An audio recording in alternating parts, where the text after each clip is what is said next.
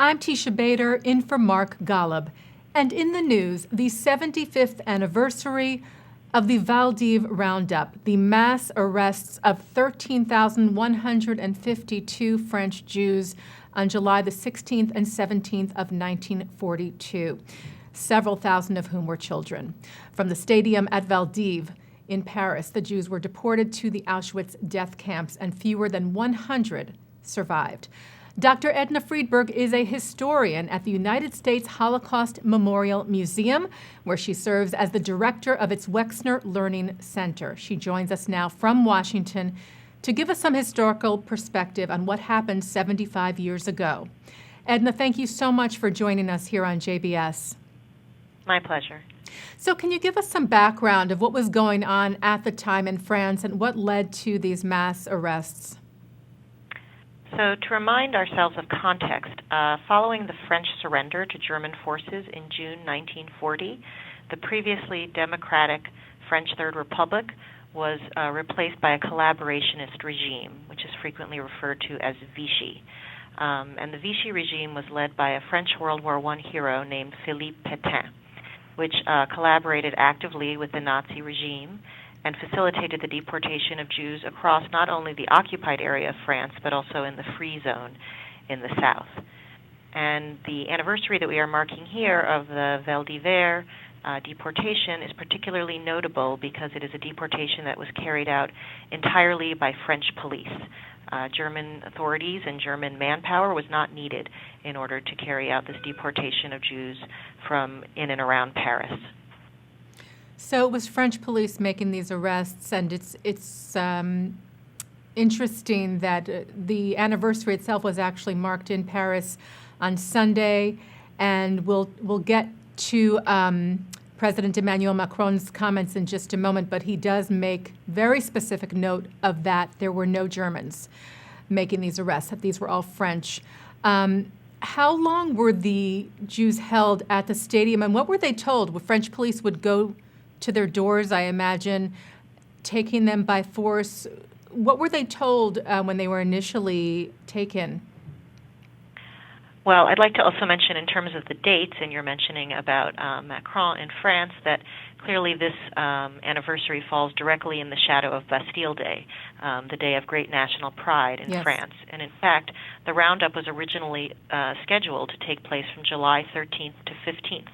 1942, which would have included the French national holiday. The Nazi officials specifically allowed the French to delay the operation in order to prevent local rioting. They thought that having this kind of operation on a day that is supposed to celebrate liberty, fraternity, and equality, that the contrast of that would have been too stark. The important thing to notice is that the French police were actually tasked with rounding up not French Jews per se, but thousands of foreign and stateless Jews, Jews either with foreign passports or who did not currently have citizenship of any country because perhaps their countries had been invaded and dismantled in the course of the war. So there was this distinction, which we saw across Europe, between Jews who were citizens of the country in which they resided and Jews who were not. And in this way, the French state really turned on Jews living in its midst who they did not recognize as part of the French nation. What they did is exactly as you described. They went door to door using residence records and knowledge from neighbors and employers, going to arrest entire families. German authorities had originally said they would exempt children under the age of 16, but in a stroke of irony, the French Prime Minister, Pierre Laval, had suggested that it might be not humanitarian for children to have their parents arrested and leave them behind. And as a result, 4,000 children were among those arrested in Paris. They were arrested. Detailed records were kept. The local Parisian and national French police were on an hourly basis reporting to their local prefecture the number of people that they had arrested. And they were taken to what is a large indoor sporting arena, the Vélodrome d'hiver, which literally is a winter cycling track. It had been used as the site of the 1924 Olympic Games, and it was quite clear that this was not a place that was suitable for holding any large group of people. When they had 7,000 Jews packed in there, they could barely even fit. You couldn't lie down. There was no food, water, no toilet facilities, basically no medical care. Ventilation had been sealed in order to keep anyone from escaping, and so it was a really hellish kind of place. And these Jews that were incarcerated there, men, women, children, elderly, babies, they were held there for 5 days. Growing sick, some people died there. It really is just, it's unbelievable. I mean, you know, we hear, of course, we know of the atrocities of the Holocaust. We hear stories all the time, but when you describe it in such detail, it is really difficult to comprehend. There was a movie made in 2010 called Sarah's Key, which tells the story of a family of one young girl and what happened on the backdrop of the vel'd'hiv arrests. And to tell you the truth, I had never heard this chapter in history. I did not know about the vel'd'hiv. I saw the film and was greatly affected by it, and that's the image I have in my head when I hear about this anniversary, when I'm speaking to you now. And it's such a horrific story. It's such a very personal and specific story that it really brings it home to me personally. That's some of the power of film, is the way that it can make historical events vivid in a way that sometimes imagination or even a novel like Sarah's Key originally was cannot.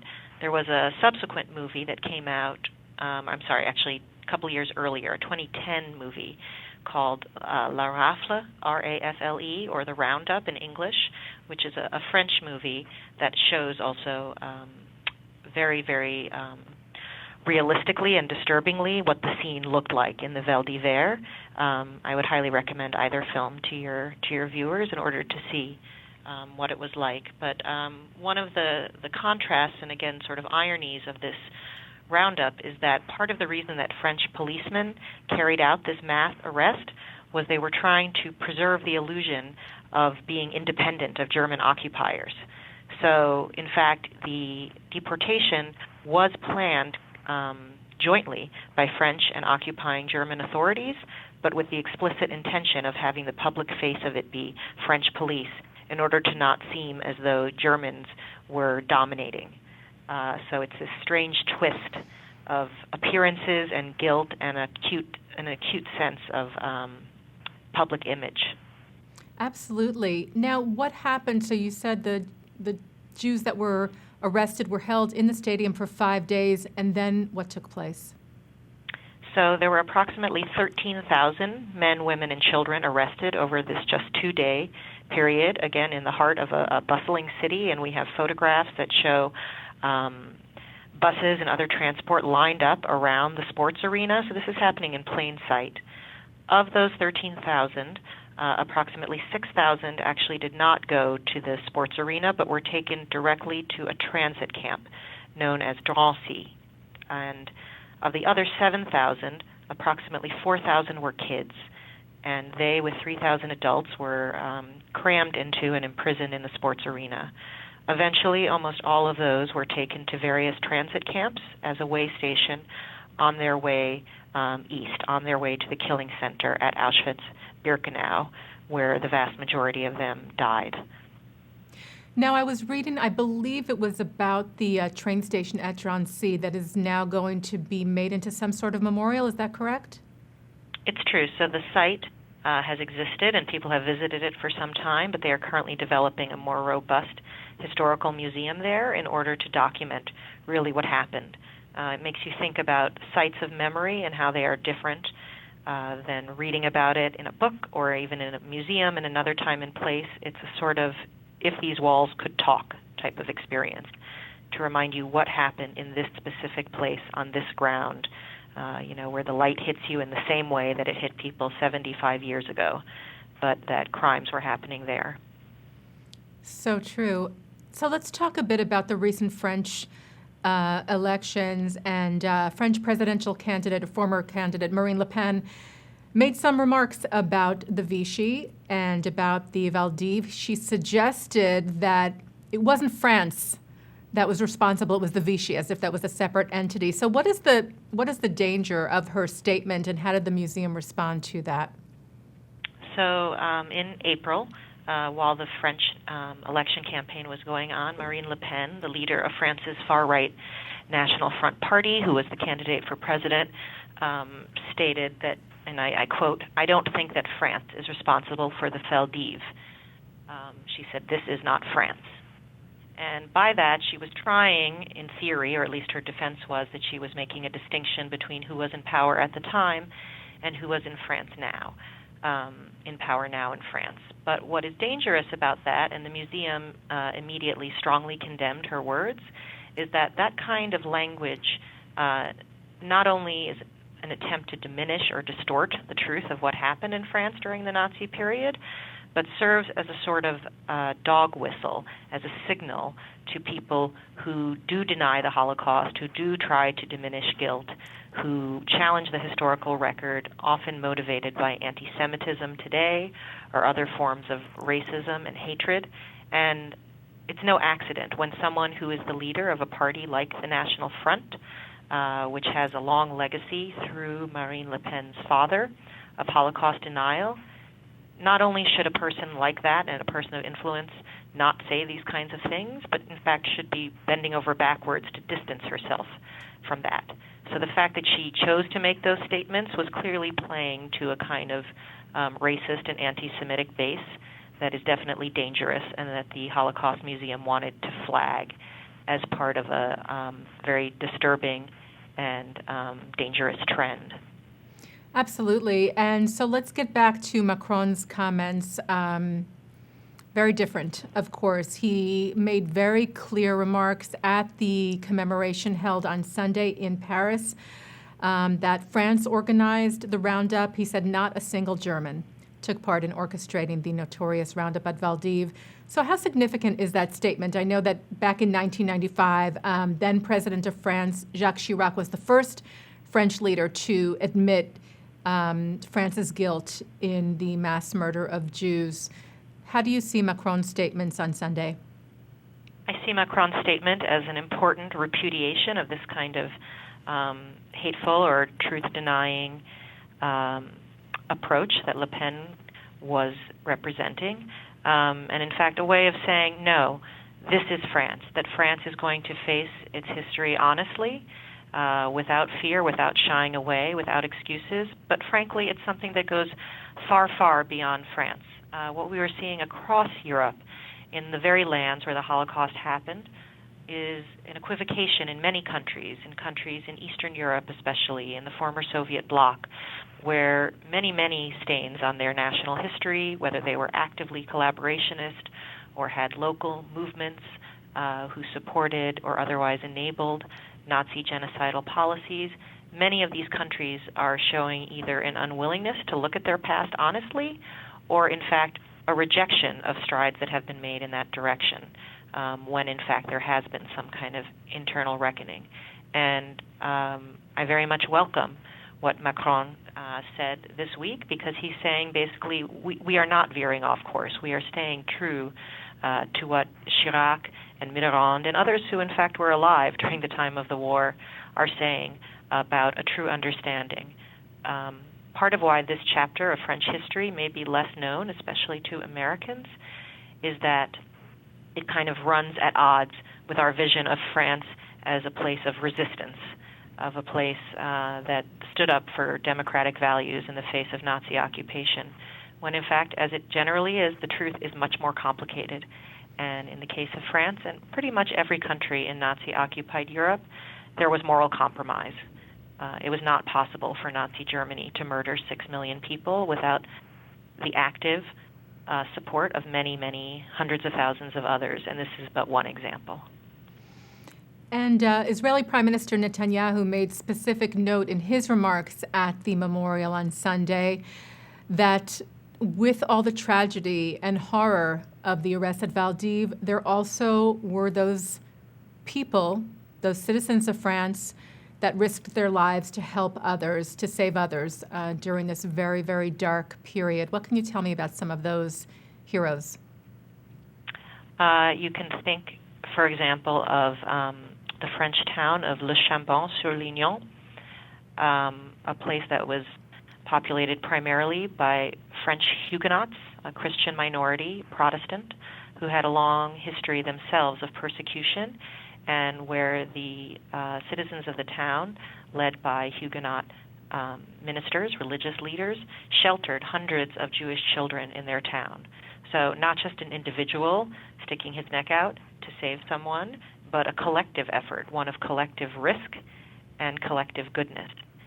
And I can say, just speaking personally, if you want to shut down a conversation at a cocktail party, say that you work at the Holocaust Museum or you work on genocide. It's not upbeat, but one of the things that I actually love about this history is the inspiring stories like that. In the face of this overwhelming evil, and make no mistake, the rescuers are few and far between and outliers. Nevertheless, you see stories like Le Chambon and see that incredible goodness, incredible altruism is possible even in a time of extreme darkness and fear, and it reminds us that even if we are not morally perfect people, our next choice can always be a better one. And how do you respond when you are faced with Holocaust denial or with people who just don't have all of the information, who sort of question what happened? What is your response, and how do you deal with that? Part of how we deal with it is to let the evidence of the Holocaust speak for itself. I think of the museum's collections, the Holocaust Museum's collections here in Washington, as a sort of crime lab, as the forensic evidence of the greatest crime ever committed. And so much of the evidence that we have is material that was created by the perpetrators themselves. I think that to the degree that we can allow members of the public, that we can allow teachers and students and journalists and learners of all ages to examine that evidence themselves and see how it speaks for itself about how society failed, how the world failed the Jews of Europe, that is the best way. Just as one example, the Holocaust Museum just concluded our first ever Kickstarter campaign, which is a fundraising online from crowds, a way to fund a project. And we very successfully, we are very grateful, met a goal to digitize all 200 diaries that we have in our collection in 17 different languages in order to make firsthand reports, the firsthand personal voice of the Holocaust experience available to the public. Most people are familiar with the diary of Anne Frank, but hers is just one voice and just one experience.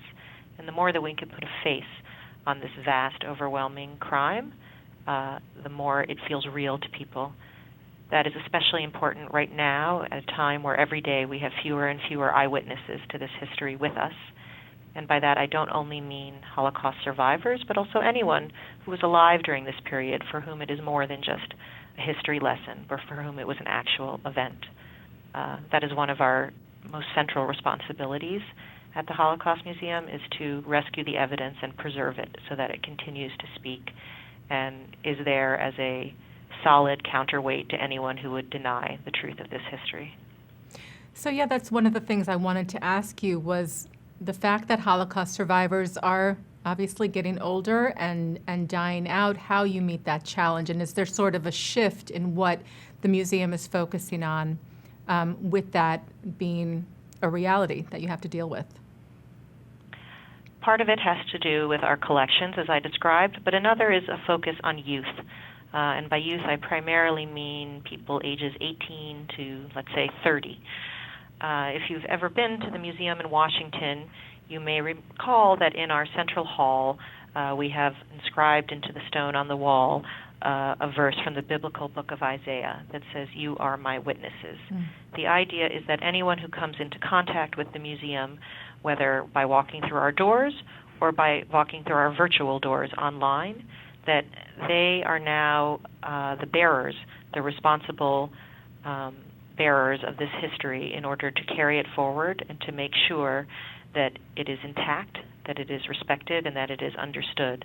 And this far transcends any Jewish interest or parochial interest.